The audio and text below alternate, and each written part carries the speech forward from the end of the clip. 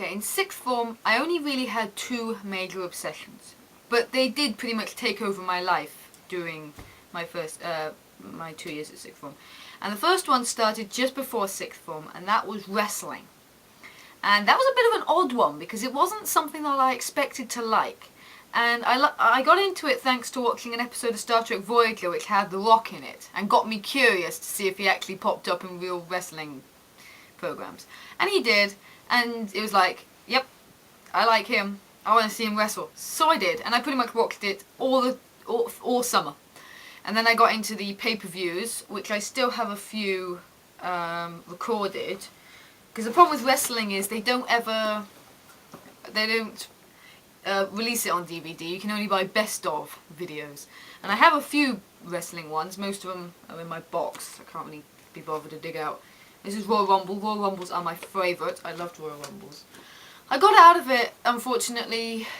I mean, the good thing was I stayed into it actually for a long time, thanks to the fact that it was on every week, you know, and it didn't stop. It wasn't like a series where you get to the end of it and you got to wait a whole year or whatever. It was every single day all year round, and it was great.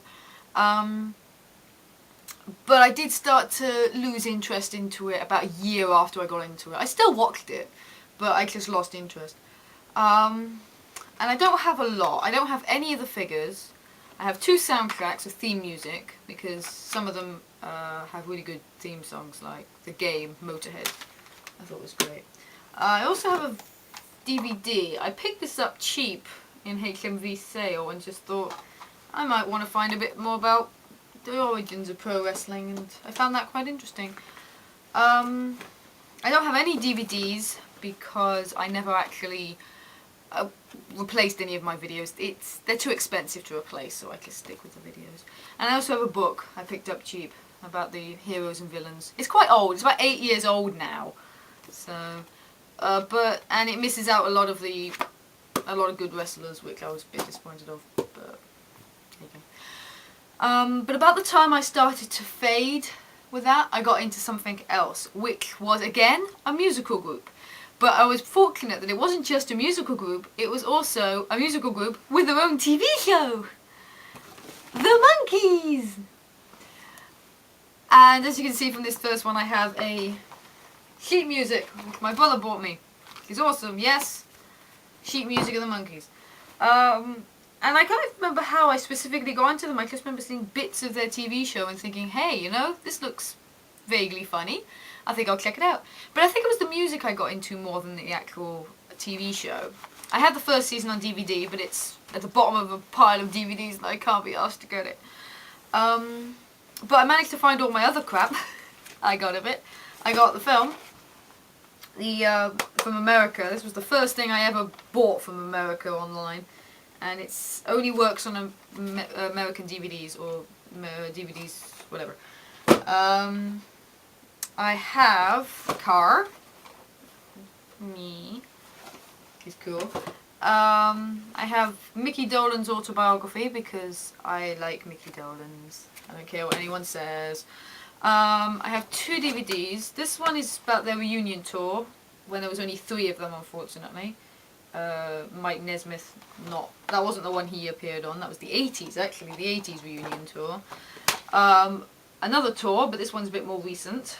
I think this one's, I forget, I can't see the date, but it's a much more recent tour that they did. I have a book which I decided to buy, telling the story of it. I don't quite know why I bought it, because I don't think it can tell me a lot more than I don't already know, because I have looked into the Monkees a lot, and I know tons of stuff. People always try and surprise me by saying, hey, I bet you didn't know this, and I'm like, haha, I do.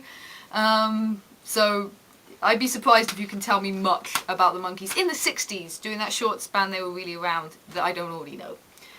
I also have, a friend bought me this.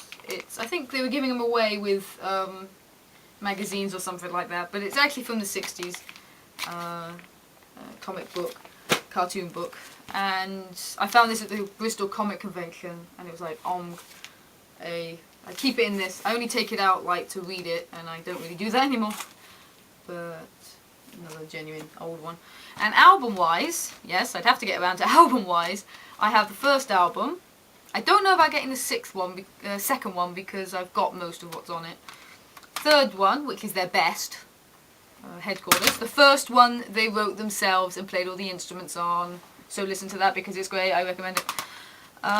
Their fourth one, which is alright. The movie one, I love the movie music. It's got one of my favourite songs on. Missing Links, which is just music that was never released on albums. Their 1996 album, which has got all four of them back again to write an album, which is not bad. And the definitive, the first one I bought, and a bonus disc I can't find. So yeah, I basically went crazy for the Monkees. I went mad for the Monkees.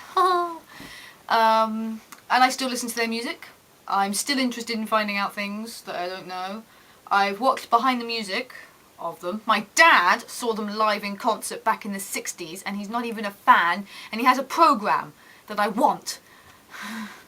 Other than that, I think that's pretty much it. If there's anything else I have of the Monkees, I'm not thinking and I can't think of what it is. But I will get the second season one of these days. And that's it for my sixth form obsessions.